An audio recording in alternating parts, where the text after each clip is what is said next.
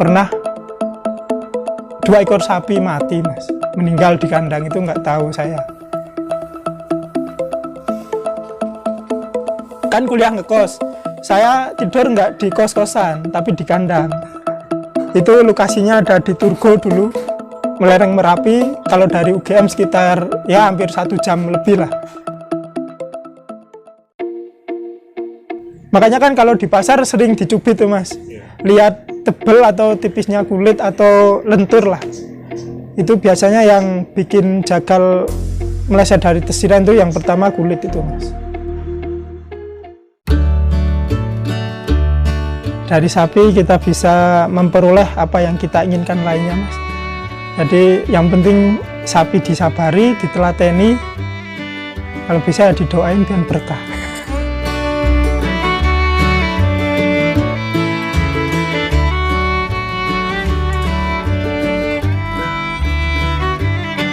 Assalamualaikum warahmatullahi wabarakatuh. Selamat siang, selamat datang di kandang kami, kandang Tuan Farm. Perkenalkan, nama saya Nizar Ababil, sering dipanggil Abil. Saya pengurus dari kandang Tuan Farm. Lokasi ada di Dusun Bajangan, Desa Mandisari, Kabupaten Temanggung, Parakan.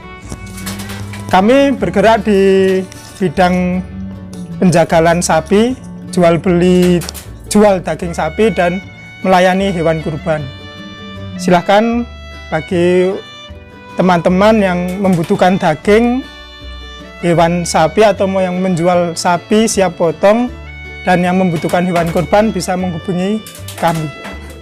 Sejarah berdiri kandang Tuan itu kan berdiri pada tahun 2019 kalau kandang ini. Tapi kalau dari usaha jagal itu udah dari simbah atau mbah buyut ya. Jadi dari simbah bapak turun ke ibu, dari ibu terus ke bapak, terus sekarang ya lagi belajar untuk meneruskan lah saya. Kalau di sini kami belanja sapi itu ya kalau kan masih saya sama bapak yang belanja. Kalau bapak di pasar lokal yang di pasar Ngadirjo, kalau saya sering ke pasar Gerabak sama pasar Prambanan. Kalau mulai jagal kita di sini kalau hari-hari biasa itu setelah subuh ya, sekitar jam 4:30 itu nanti selesai jam 5:30 biasanya 1 ekor 2 ekor. Terus daging dibawa ke pasar, ada di pasar Legi Parakan jualnya, di los daging sapi Bu Retno. Paling buka kios itu sampai jam 1:30 siang. Per hari rata-rata ya 1 ekor sampai 2 ekor mas kalau hari biasa. Kalau waktu mendekati Idul Fitri biasanya kan kita mulai penyembelihan jam 11 malam. Ya. Kalau mendekati Idul Fitri sehari bisa 10 sampai 12 ekor mas per hari. Kalau kurbanan kita kan dibagi menjadi 2 lapak ya mas. Biasanya di kandang sini sama di Jogja, daerah Jogja. Kalau daerah Jogja itu kerjasama sama teman, itu lokasi ada di Desa Kenayan sekitar Stadion Maguwo Harjo.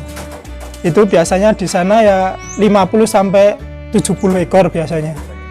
Kalau untuk di kandang sini kan masih terbagi 2 fokus. Jadi ada yang buat stok beleh, ada yang buat untuk kurbanan. Kalau biasanya di sini ya sekitar 30 sampai 50 ekoran. Kalau suka duka jagal ya banyak mas. Kalau waktu sapi potong melimpah itu yang sukanya. Biasanya harga turun, keuntungan yang meningkat. Kalau dukanya ya kayak sekarang ini mas, sapi potong mulai menipis, kualitas juga nggak bisa milih lah kalau saat ini. Kalau ya untungnya masih mepet-mepet, kadang ya rugi, kadang. Tapi yang namanya usaha masih ada untung ruginya mas, nggak apa-apa.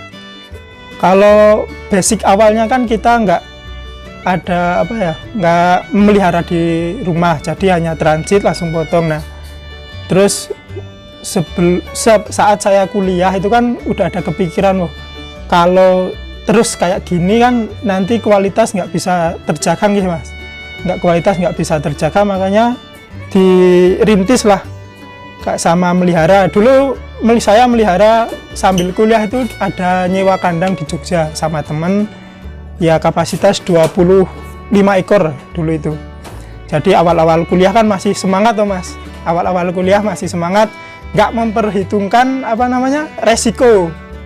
Jadi langsung masuk kandang, sapi beli, dipelihara. Nah itu dulu belinya ya belum terlalu mahal lah, dulu masih standar. Terus kan masih di sambil kuliah kan nggak begitu fokus. Nah di situ waktu tahun kedua kayaknya nyewa kandang itu pernah 2 ekor sapi mati mas, meninggal di kandang itu nggak tahu saya. Itu sempat down juga mas, sempat kuliahnya berantakan, nilainya ya jelek, terus sempet kapok lah main sapi, kapok dulunya. Saat ada setengah tahun saya nggak main sapi lah, ada setengah tahun. Saya kan masih kuliah, masih modal sendiri dulu, masih modal sendiri sama temen. Terus kehilangan 2 sapi kan kerasa tuh mas, dulu harga ya 2 ekor itu 50 jutaan lah. Sapi semua, yang sisanya langsung saya bawa ke rumah disembelih, terus waktu itu langsung berhenti. Nah terus pada semester ke-5 kayaknya, semester ke-5 kuliah, saya kenalan sama salah satu peternak di Jogja, namanya Pak Ari. Terima kasih Pak Ari udah yang mengajari saya melihara sapi lah. Dulu Pak Ari itu ya melihara banyak sapi mas, sekitar 60-80 ekor di sana. 60-80 ekor. Saya dulu kan kuliah ngekos, saya tidur nggak di kos-kosan tapi di kandang. Itu lokasinya ada di Turgo dulu, melereng Merapi. Kalau dari UGM sekitar ya hampir 1 jam lebih lah sampai atas ya. Saya di sana tidur ada setengah bulan, nggak tidur di kos, saya laju dari kuliah di bawah terus naik tidur di atas. Ada setengah bulan saya belajar melihara sapi dulu, melihara ya dari milih bakalannya, mengatasi penyakit, pemberian obat-obatan yang optimal lah dulu di sana. Namanya usaha, apalagi di sapi mas, nggak bisa diprediksi secara pastilah. Jadi kadang yang meleset, kadang ya untungnya banyak, rugi. Kalau rugi alhamdulillah ya, kalau selama jagal tuh ruginya nggak lebih dari 500 mas, paling banyak 500 itu. Kalau untung dulu banyak. Jadi pas saya kenal sama Pak Ari itu kan melihara banyak, terus saya mulai semangat lagi. Itu dulu ada saya borong sapi di sana itu 10 ekor nggak salah. 10 ekor saya dulu beli per kilonya itu udah 47, padahal di pasar itu dulu cuma tertinggi 44-45. Saya beli di sana 47. Alhamdulillah itu saya potong yang paling rendah itu persentase karkasnya 59%. Paling tinggi 65%. Nah, dari situ kan yang tadinya saya untung saya rugi 2 ekor mati itu bisa tertutupi sama itu mas. Alhamdulillah mas, alhamdulillah ya bisa pulih. Nggak disangka tuh mas, ada orang baik kayak gitu melihara banyak. Dulu saya boleh belajar di sana, boleh ambil sapi di sana buat, alhamdulillah untungnya banyak. Bisa ya, mulai dari situlah saya semangat lagi mas. Yang dari Turgo, dari kandangnya Pak Ari itu 65%-an. 65%. Sampai sekarang sapinya, foto sapinya masih saya simpan. Sampai sekarang masih saya simpan, rekor itu mas. Itu dulu limosin mas. Dulu limosin. Sapi limosin, padahal ya saya tahu dulu Pak Ari itu beli per kilonya cuma 40.000 mas. Sapi kurus gitu kan, terus di treatment di sana, dipelihara 6 bulan kayaknya. jadi super. Tapi emang ya dulu kalau Pak Ari lah, kalau guru itu lebih dari dosen lah. Kan lebih dari dosen kalau Pak Ari dulu ya. Semoga Pak Ari yang udah lama nggak ketemu, udah hampir ya dari awal corona Mas saya nggak ketemu Pak Ari. Semoga sehat-sehat di sana Pak. Iya. Pernah Mas, sering kalau meleset, salah tersis meleset. Pernah, sering lah. Itu ya gara-garanya itu yang pertama apa ya? Masih nafsunya masih tinggi Mas. Jadi kalau ada sapi harus dapat, nah itu mesti harganya dapat tinggi saya. Terus yang kedua nggak memperhitungkan itu tebal kulitnya sapi Mas, biasanya sama jenis. Kalau makanya kan kalau di pasar sering dicubit tuh Mas, lihat tebal atau tipisnya kulit atau lentur lah. Itu biasanya yang bikin jagal meleset dari tesiran itu yang pertama kulit itu Mas. Kalau saya sapi dengan kualitas karkas yang presentasinya tinggi itu yang pertama kan posturnya nggak usah terlalu besar Mas. Posturnya nggak terlalu besar, yang penting depan lebar, belakang lebar padat, atasnya lempeng lah. Yalah, atasnya lempeng, perutnya singset gitu kan. Terus tulang itu kecil. Tulang kecil ya biasanya sapi limosin kayak gitu. Kalau sapi simental jarang, yang 60% itu jarang. Kalau limosin kebanyakan, kalau yang udah padat maksimal ya 60%-an lebih. Nah, ini kalau dari saya yang penting itu sabar biasanya. Kalau beternak itu sabar kuncinya. Iya. Terus kalau bisa ya apa ya? Setiap saat sapi makan kita ya, kalau orang Islam biasanya tak bacain sholawat. Sholawat terus sama sebelum ngasih bismillah lah. Semoga ya dari apa yang kita usahakan itu ada dari kesapinya itu kan tenang, terus nanti hasilnya berkah biasanya. Jangan malu untuk beternak lah. Kalau sekarang kalau anak muda kok ya malu sama sumber daya. Ibaratnya Indonesia itu kan sumber dayanya banyak ya untuk beternak ya. Ada hijauannya melimpah, ada lahannya, udah pakannya nggak usah beli yang mahal-mahal, yang penting telaten istilahnya, yang penting telaten itu mesti ada hasilnya. Soalnya kan ternak itu ya kalau pas untung itu 1 ekor sebulan untung bersih bisa 1 juta Mas. Iya. Kalau yang melihara telaten, kalau yang sapinya istimewa pertumbuhannya bisa lebih Mas. Kalau yang karkas super tuh biasanya kering Mas, sapi konsentranya pakan kering. Okay. Yang dulu di Turgo itu ya, yang sampai sekarang masih saya simpan fotonya, foto sapinya.